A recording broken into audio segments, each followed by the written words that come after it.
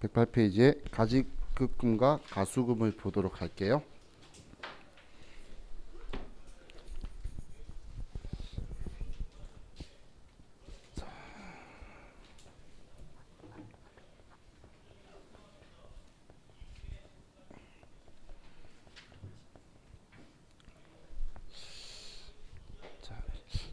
요즘 일상생활에서 계산액이라는 표현을 쓰나요? 요즘 잘 안 쓰죠.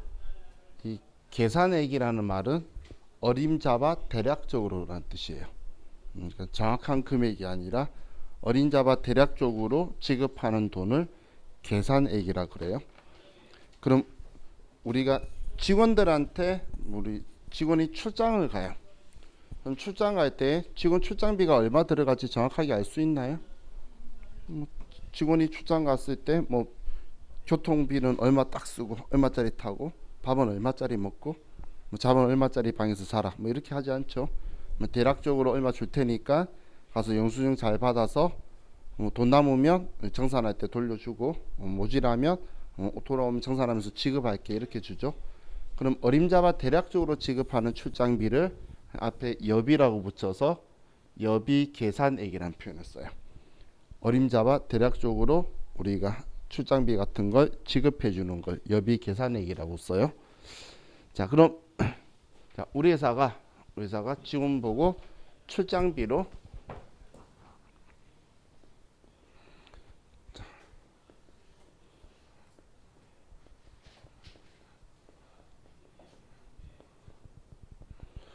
50만 원을 지급을 해요. 그럼 원래 출장비라는 걸 정확하게 금액을 알면 비용으로 처리를 할 건데 우리는 그 금액을 신뢰성 있게 측정할 수가 없다면 한마디로 정확하게 모르면 비용 처리할 수가 없어요. 그 금액을 정확하게 알아야 측정치를 알아야 쓸 수 있는데 지금은 얼마 들어갈지 모르죠. 그렇기 때문에 출장비라는 우리 여비교통비라는 계정 과목이 있는데 바로 비용 처리 못한다는 거예요. 그럼 계산액 대략적으로 어림잡아 취급하게 되면 대변에 우리는 직원한테 50만 원을 주고 그리고 차변에 이때 가지급금이라는 계정 과목을 써둘 거예요. 가지급금. 그럼 이 가지급금이라고 지급을 하면 자, 여기에 거래처를 써두는 게 일반적인데 지금 이 계정 과목은 우리 시험에서는 채점 기준은 아니에요. 채점 기준은 아닌데 일반적으로는 어느 직원한테 줬다라고 해둬야 나중에 정산했을 때 그 직원하고 정산을 하겠죠. 그래서 써두는 게 원래 우리 실무적으로는 원칙이에요. 자, 그럼 이제 직원이 출장을 보냈어요. 보낸 이유가 자, 예를 들어 뭐 여러 거래처가 있는데 외상 대금이 안 들어오는 거예요. 그러면 이제 거래처가 제대로 잘 되고 있는지 왜 안 들어오는지 외상 대금 회수하라고 보냈어요. 그럼 직원이 가서 이제 거래처를 도는데 직원이 우리 회사 법인 통장에다가 돈을 입금하고 연락 두절이 된 거예요. 그럴 수 있겠죠. 오랜만에 거래처 갔으니까 외상 대금 받은 거 입금해 놓고 그냥 그 거래처랑 같이 술 마시고 놀 수도 있잖아요. 그럼 우리 회사 입장에서는 지금 그러면 원인 불명의 입금이 발생한 거예요. 어디서 돈 들어온지 모르겠는데 원인을 알 수 없는 돈이 우리 회사한테 들어온 거예요. 자, 그럼 우리는 일단 돈 들어왔으면 보통 예금에 예를 들어서 1,000만 원이 들어온 거예요. 그럼 통장의 잔액하고 내 예금 구자의 잔액은 맞춰둬야 되겠죠. 그럼 맞추기 위해서 보통 예금을 올리긴 했는데 얘 원인 모르잖아. 이때 쓰는 계정 과목이 가수금이라는 계정 과목이에요. 만약 우리 회사 직원이 자기 이름으로 넣어뒀으면 일단 직원 이름 써둘 거예요. 그렇게 걔한테 물어볼 거잖아. 그런데 도저히 모르겠다. 그러면 그냥 안 써두는 거예요. 왜냐면 원인 불명의 돈이 들어왔을 때 가수금 쓰는 거니까. 그럼 자, 이 상황 가지고 보면 자, 가지급금은 지급할 때에 이 직원이 출장비로 쓸지 안 쓸지 모르죠. 아직 가기 전이잖아. 그리고 그에 대한 정확한 비용을 모르기 때문에 아직 이때까지는 우리 회사의 돈이에요. 그렇기 때문에 가지급금은 성격이 자산이에요. 그럼 가수금은 지금 나한테 들어오긴 들어왔는데 지금 내 건지 아닌지 모르잖아. 그럼 아직 내 돈인지 모르죠. 내 돈인지 모르는데 내가 가지고 있잖아. 내 돈 아닌데 내가 가지고 있으면 나는 부채예요. 그래서 얘는 부채 성격이다라고 보시면 돼요. 자, 그럼 이런 상황에서 이제 우리 직원이 출장 갔다가 돌아와서 저한테 이제 출장비 정산을 해요. 그러면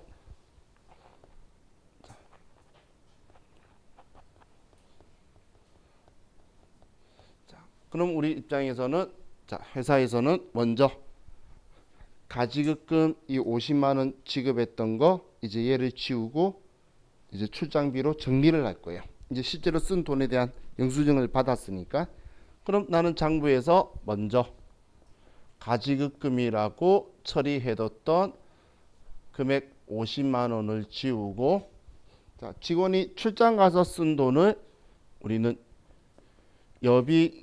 여비교통비라는 계정 과목으로 쓰게 될 거예요.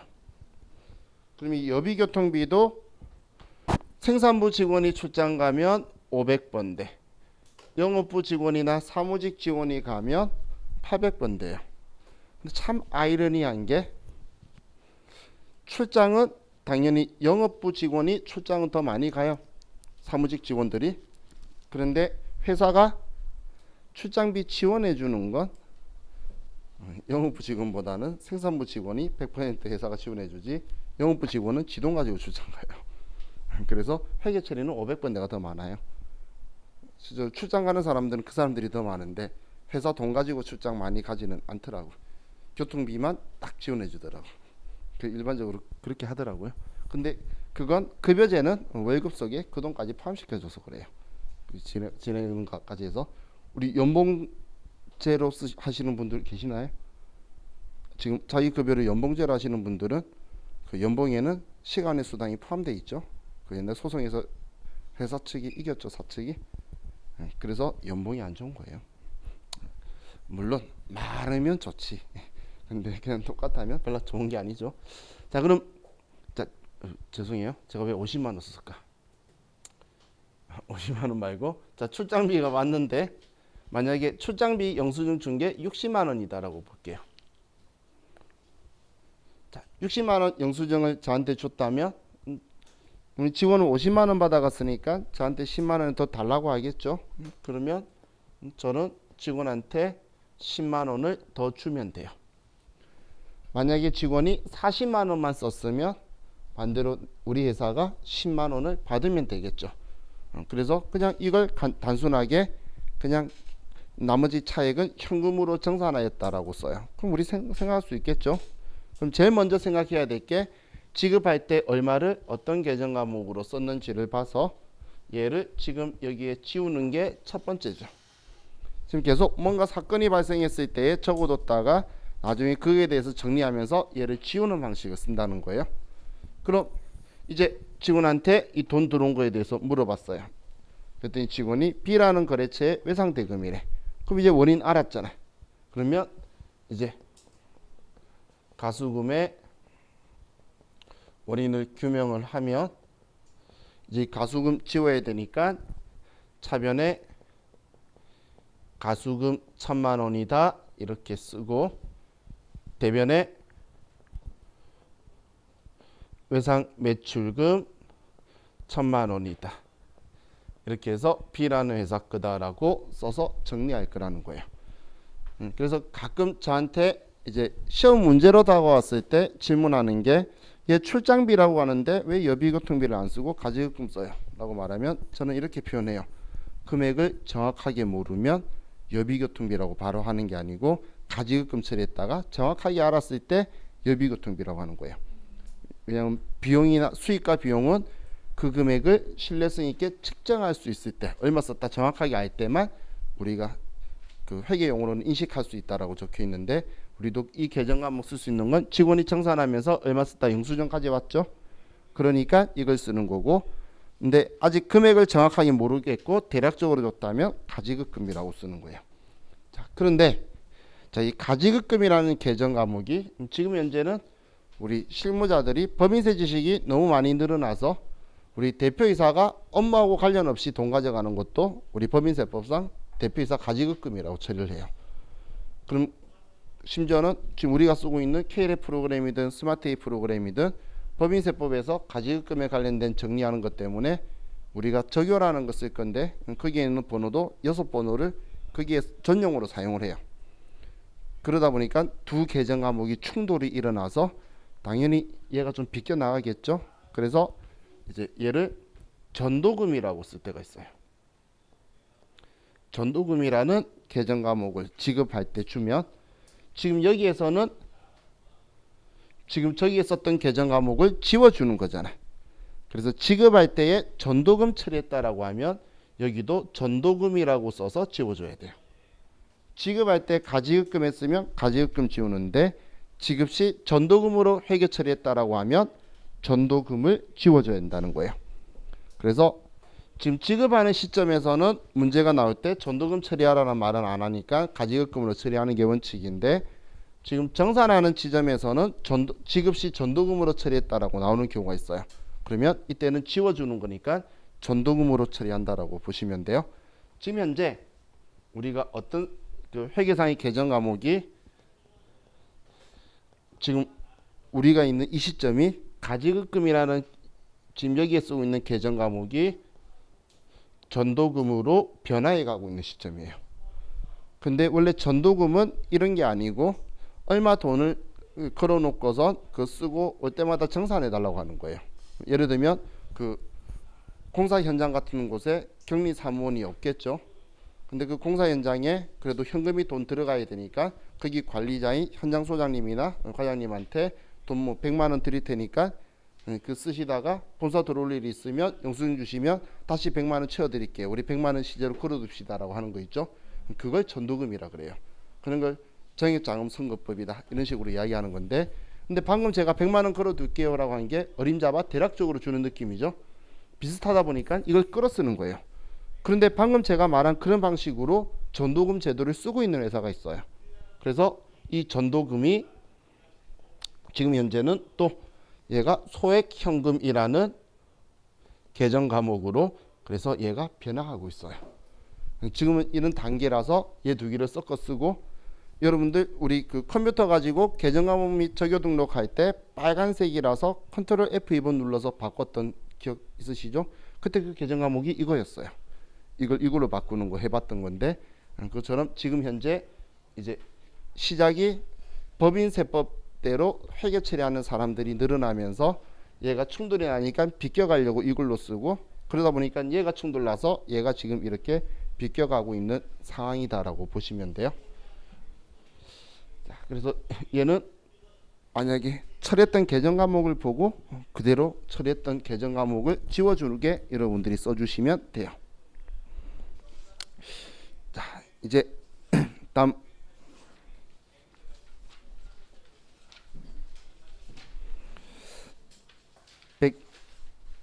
121페이지로 가서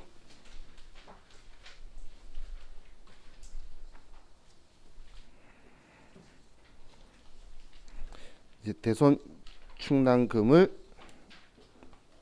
좀 보도록 할게요.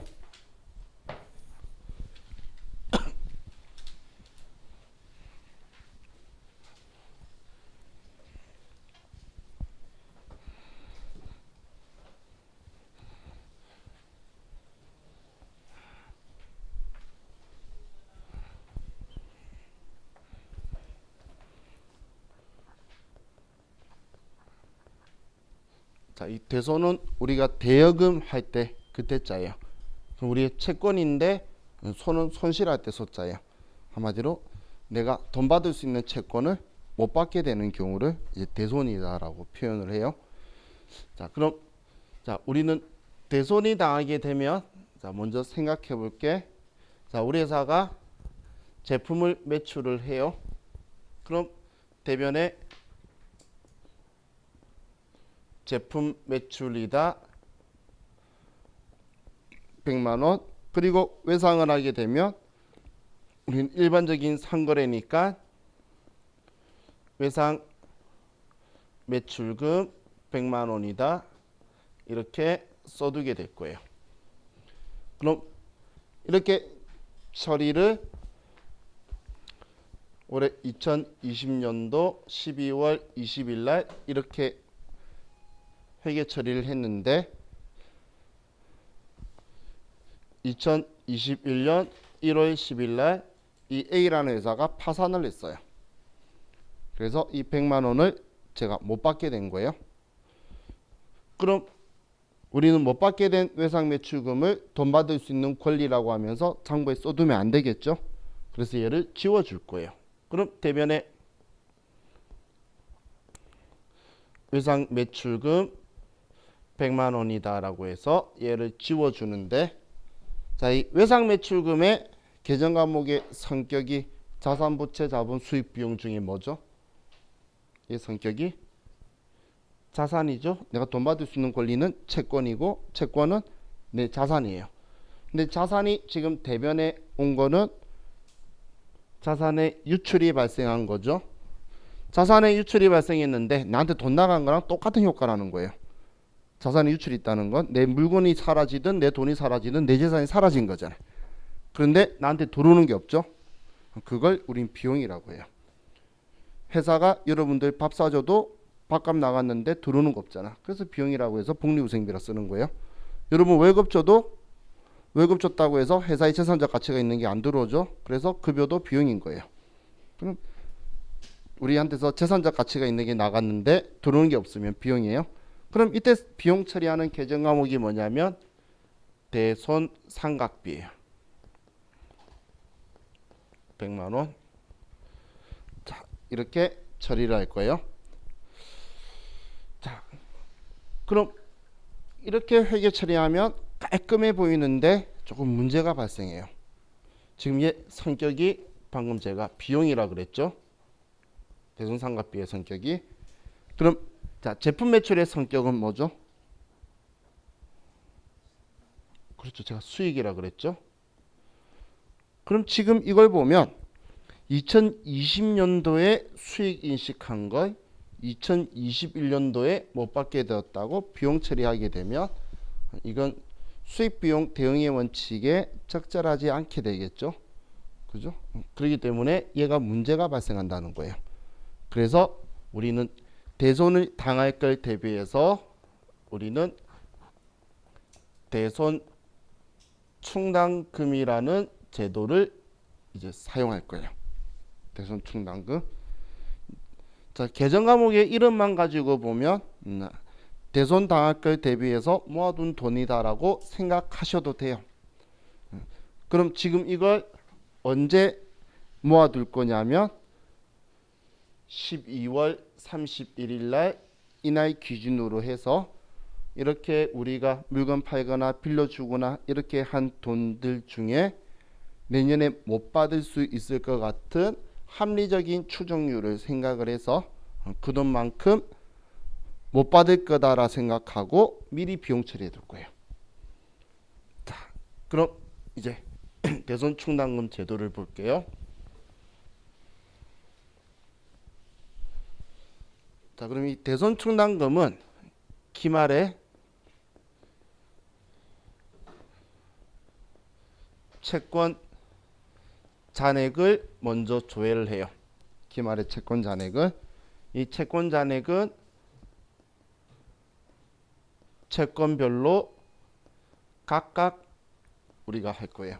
외상매출금이다, 받을어음이다, 단기대여금이다, 장기대여금이다, 미수금이다. 각각 채권별로 계산을 할 거예요.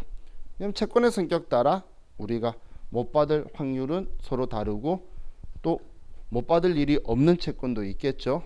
그래서 채권별로 각각 설정을 할 거예요. 자, 그럼 기말 채권 잔액을 조회를 산정을 했는데 예를 들어서 이 금액이 1억 원이다라고 볼게요. 자, 그럼 1억 원인데 우리가 얼마 못 받을지 대손 추정률을 생각을 해보니 계산해보니 우리 회사가 일반적으로 100개 거래처 중에 한 군데가 계속 부도나서 돈을 못 받고 있는 거예요. 그럼 100개 중에 한 개면 1% 정도 못 받는다 볼 수 있겠죠. 그러면 대손 추정률 1%를 못 받는다라고 계산을 할 거예요. 그럼 우리는 대손 충당금이라는 미리 모아두는 돈의 설정액이 나오게 될 거예요. 설정액. 자, 그럼 1억 원의 1%면 자, 100만 원을 모아두겠다라고 이제 우리가 계산을 했죠. 그럼 우리는 전표 12월 31일 날 자, 얘가 예를 들어서 외상 매출금이라 그러면 자, 얘는 기말에 대손이 발생 안 했지만 대손 상각비라고 차변에 비용 처리를 하고 대변에 대손 충당금이다 100만 원 이렇게 처리를 해둘 거예요. 분계를. 자, 그럼 이제 이 분계 내용을 가지고 보면 자, 얘는 성격이 비용이죠. 비용이라는 건 이거 내 거 아니야라는 이야기예요. 수익이라는 건 이건 내 거야라는 이야기고 비용이라는 건 내 거 아니야라는 건데 실제 못 받게 됐나요? 아니죠. 그런데 지금 비용 처리해 버렸잖아요.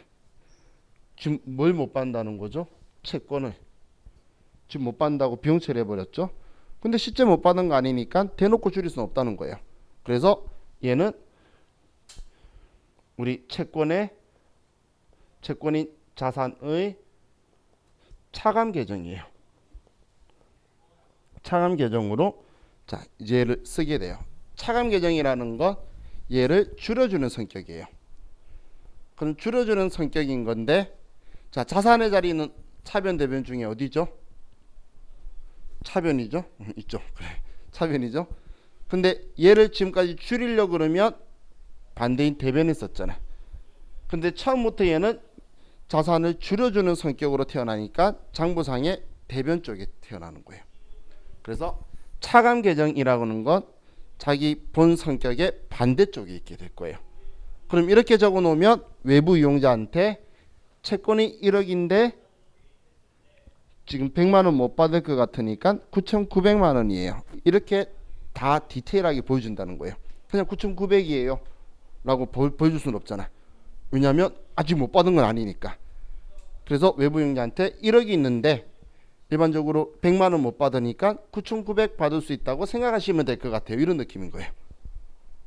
이게 우리가 전에 자, 지금은 장부의 원리니까 자산을 줄이기 위해서 대변에 있는데 근데 전에 우리가 재무상태표를 컴퓨터로 입력할 때 그때 제가 얘 가지고 막 설명했었어요. 여러분도 외상매출금을 처음 봤을 때 그때 얘도 자산이라고 차변에 있는 그림이 적혀 있었어요. 글자가. 왜냐하면 재무상태표는 자산은 무조건 차변에 놨어야 되거든. 그러다 보니까 자기 금액 쓰는 칸이 아니라 옆에 따로 적어 놓은 거예요. 그때 그래서 얼마인데 얼마 못 받는다 두 개 쓰면 컴퓨터가 뺀 금액 쓸 거라 그랬죠. 그럼 그때 제가 얘네들 쓸 때 외상매출금하고 바드럼하고 이런 식으로 차감 계정에는 짝지가 있다라고 했죠. 그래서 이 차감 계정이라는 애는 뭔가를 줄인다는데 그 타겟이 있다는 거예요. 그래서 무조건 그 짝지랑 페어를 맞춰야 돼요. 그럼 얘가 만약에 외상매출금에 대한 채권이었다면 외상매출금의 짝지인 대손충당금인 거고 제가 바드럼이었다면 바드럼 거라는 거예요. 그래서 각자 자기 짝지에 맞춰서 얘를 이렇게 설정할 거예요. 그럼 얘는 지금 성격이 자산이에요. 대손충당금의 성격은 자산이에요. 자산이니까 얘는 내가 안 지우면 안 없어지는 거예요. 그럼 얘는 지금 자산의 차감 계정으로 대변에 있으니까 지우고 싶으면 차변에 가지고 와야 얘가 지워지는 거예요. 그럼 이제 얘 가지고 자, 우리 장부에 자, 대변에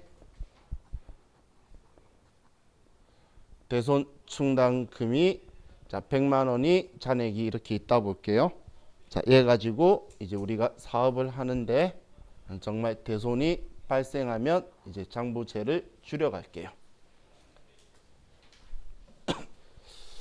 자, 지금 얘가 외상매출금의 대손 충당금이다라고 볼게요. 자, 제가 아래쪽에 500번, 800번 쓰는 건 번호대를 구분하라는 거고, 계정 과목 아래에 바로 번호를 쓰는 거는 자기 짝지 꼭 찾아 쓰라 그 소리예요. 자기 짝지가 있는 거니까 지금 제가 설명하는 그 계정 과목에 짝지 번호를 쓰는 건 콕 집어서 걔를 써야 되는 계정 과목들 있죠. 다른 애 쓰면은 그냥 오답 처리되는 것들은 제가 번호를 그냥 지정해서 쓸게요. 자, 그럼 우리가 첫 번째 대손이 발생을 했어요. 자, 그럼 외상매출금을 70만 원짜리를 못 받게 되었어요. A라는 회사가 이제 파산이 나서 우리가 돈을 못 받게 된 거예요. 그럼 우리는 자, 대손이 발생하면 처음 해야 되는 행동이 뭐냐면 무조건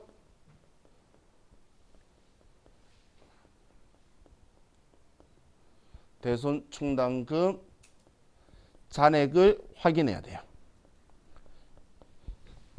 대손 발생한 이 채권 외상매출금에 대손 충당금이 얼마 있는지를 장부상에 무조건 확인해야 돼요. 그럼 이 대손 충당금 잔액을 확인하면 100만 원이 있죠. 자, 지금 여기서 제가 우리 수업하면서 처음 쓴 표현이 무조건이에요. 왜냐하면 제가 무조건이라는 표현 잘 안 써요. 저도 빠져나가야지. 그래서 원칙적으로 이런 말 잘 쓰는데 무조건이라 쓴 건 쟁동 안 하면 틀린다는 이야기예요. 그래서 무조건이라 쓴 건 몇 개 안 돼요. 제 생각에 한 4개, 5개밖에 안 돼요. 그 중에 하나가 제. 무조건 문제에서 말해주면 그거 쓰고 아무 말 없으면 장부 조회해야 돼요. 그래서 얘가 있는지를 무조건 보는 거예요. 그럼 지금 70만 원 못 받게 됐는데 100만 원 됐죠. 그러면 여유 있네 모아둔 돈이. 그러면 70만 원을 그대로 끌었을 거예요. 차변에 대손 충당금 70만 원이다. 그리고 지금 외상매출금에 자기 짝지 거만 끌었을 수 있는 거예요. 그래서 외상매출금 걸로 이렇게 끌어 쓰는 거예요. 그럼 대변에 있던 대손 충당금을 차변에 끌어 썼으니까 반대쪽에 쓰면 줄어들 거잖아요. 그래서 얘 잔액이 30만 원으로 줄어들게 돼요. 왜 30만 원 되는지 이해가시죠? 자, 그리고 두 번째 또 우리 회사가 대손 발생이 났어요.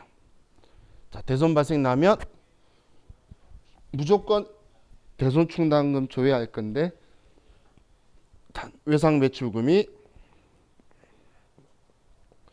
이번엔 B라는 회사가 50만 원이 못 받게 된 거예요. 자, 그럼 우리는 50만 원 못 받게 됐는데 대손 충당금 잔액 조회해 봤더니 30만 원 남아 있네. 그래도 일단 모아둔 것부터 먼저 끌었을 거예요. 그럼 차변에 대손 충당금 30만 원을 먼저 끌어 쓰고, 그럼 나머지 20만 원은 이제는 없으니까 어쩔 수 없겠죠. 그러면 어쩔 수 없이 비용 처리하는 거예요. 자, 그럼 비용 처리할 때, 자, 얘가 매출 채권이죠.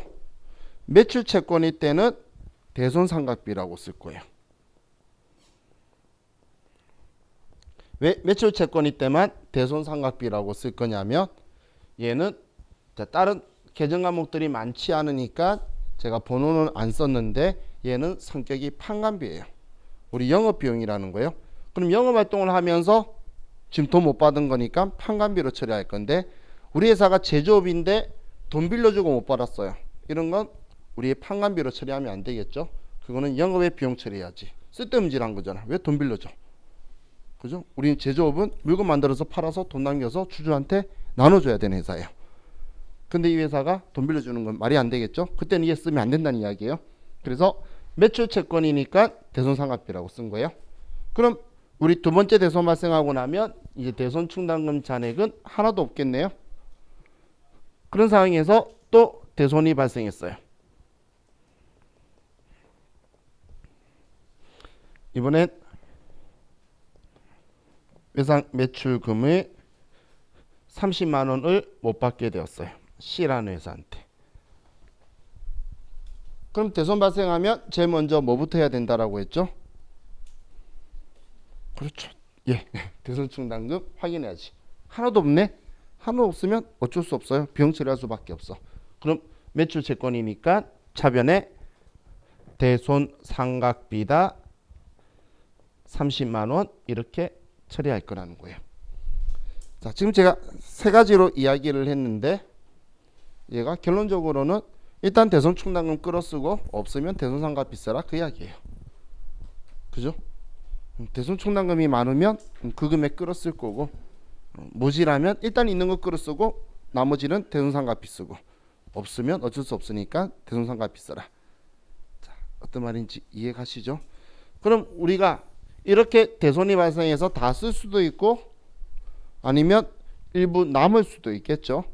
그래서 남았다면 또 이제 기말에 설정할 때 얘 두고 무질한 부분만 채워 넣을 거예요. 그래서 자, 우리 대손 충당금 설정하는 걸 이제 다시 한번 공식을 보면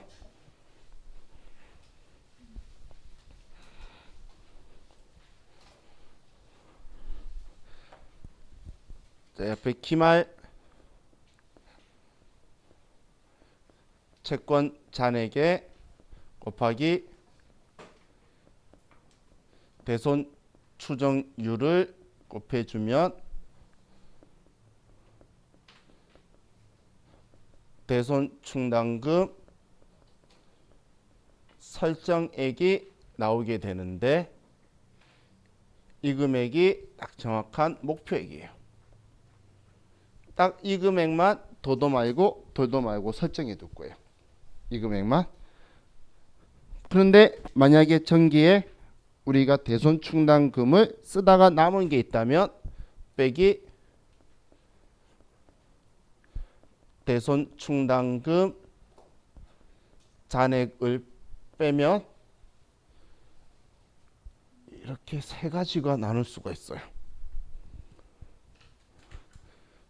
플러스가 나온다면 부족한 거죠. 100만 원 설정할 건데 60만 원만 있어. 그러면 40만 원만 더 채우면 될 거잖아요. 그러면 보충액이 나오는 거고 보충액이 만약에 마이너스가 나온다면 100만 원 설정할 건데 120만 원 있다면 제가 얘 목표액이라 그랬죠. 100만 원 할 건데 120만 원 있으면 너무 많잖아. 20만 원 빼내야 돼요. 그래서 마이너스가 나오면 환입액이 나와요. 그럼 만약에 딱 제로가 나오면 정확하게 맞으니까 그대로 두면 되겠죠. 그래서 얘는 회계 처리 없죠. 회계 처리가 있을 필요가 없어요. 지금 이 금액은 딱 설정할 건데 제로가 나왔다는 건 얘가 딱 그 금액이라는 거잖아요. 그러면 아무 손 댈 필요가 없는 거예요. 자, 그럼 지금 보충되는 상황이면 지금 보충이라는 건 모자란 만큼 채워 넣는 거예요. 채워 넣는 거. 자, 그럼 여기에서 자, 먼저 첫 번째 자, 우리가 플러스가 나와서 보충액이 나와요. 자, 그럼 보충액이 나오게 되면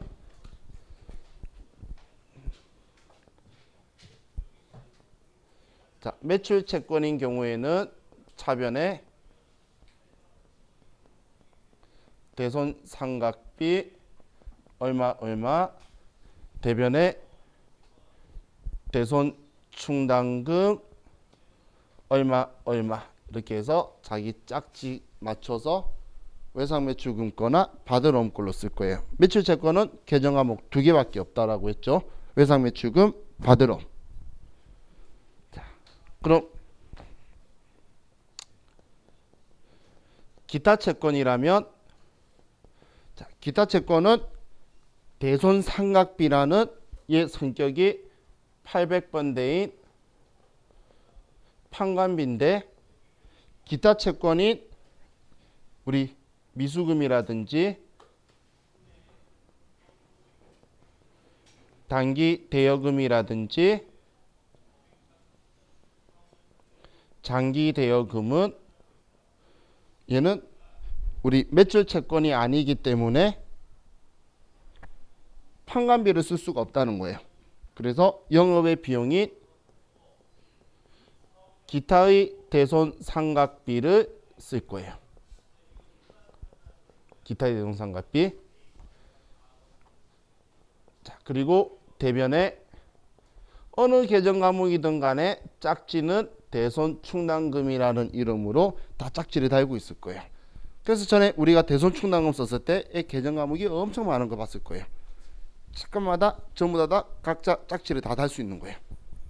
다 다는데 차변에 얘는 기타의 대손 상각비는 900번대인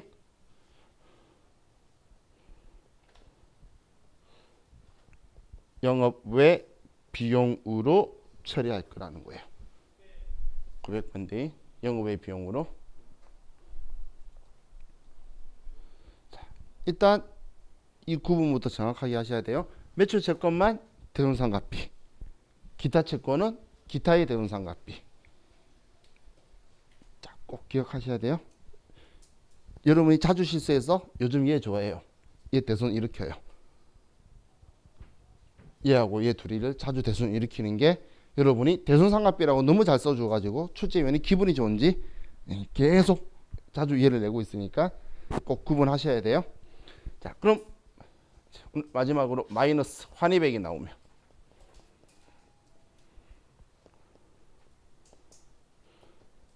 매출 채권이면 자, 우리가 채워놓을 때는 대변의 자기 자리니까 대변의 대손 충당금이라고 뒀죠. 근데 너무 많으니까 얘를 빼낼 거면 반대쪽인 차변에 빼내야 될 거잖아요. 그래서 차변에 대손 충당금이라고 쓰고 넘치는 만큼 쓰고 대변에는 대손 충당금 얘를 도로 빼냈다고 해서 환입이라는 계정 과목을 쓸 거예요. 대손 충당금 환입.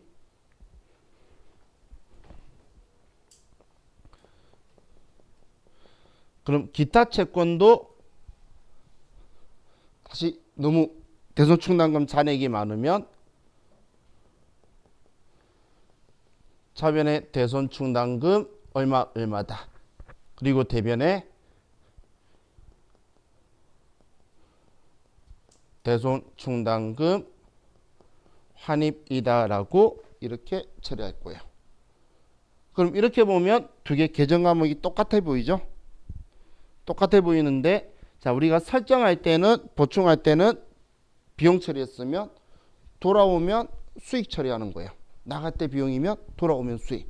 그럼 얘가 나갈 때 비용이니까 기타 채권 보면 영업의 비용이니까 얘 돌아오면 900번대인 영업의 수익인데 문제는 뭐냐면 얘가 문제예요. 나갈 때 판관비면 영업비용인데 돌아올 때 영업수익 하려고 그러니까 영업수익이 뭐냐면 매출이에요. 우리 영업활동이나 매출이 영업수익인데 얘를 매출이라고 볼 수 있나요? 말이 안 되잖아요. 그래서 얘는 영업수익으로 안 쓰고 얘는 수익 처리 안 하고 비용을 줄일 거예요. 그래서 얘는 성격이 800번대인 판관비의 차감 계정을 써요. 실기로는 800번, 900번 구분하시면 되는데 이론상으로는 판관비의 차감 계정인데 자, 우리가 수익 처리하는 거나 비용 처리하는 거나 비용에서 빼버리는 거나 이건 똑같죠. 이해가시나요? 무슨 말인지? 지금 우리가 자, 예를 들게요. 100원에 자, 우리가 수익에서 비용을 빼면 이익이 되는데 100원에서 50원 빼서 자, 50원이었어요. 근데 20원이 들어왔다고 볼게요. 우리가 20원 들어왔을 때 수익 처리하면 수익에 20원 더하면 120원에 50원을 빼면 70원 되죠. 그런데 수익 처리를 안 하고 비용에서 빼버리면 50인 비용을 35로 빼면 그래도 70 이익은 똑같잖아요.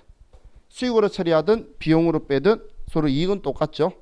그렇기 때문에 얘는 수익 처리하는 게 적절하지 않기 때문에 비용에서 빼버리는 거예요.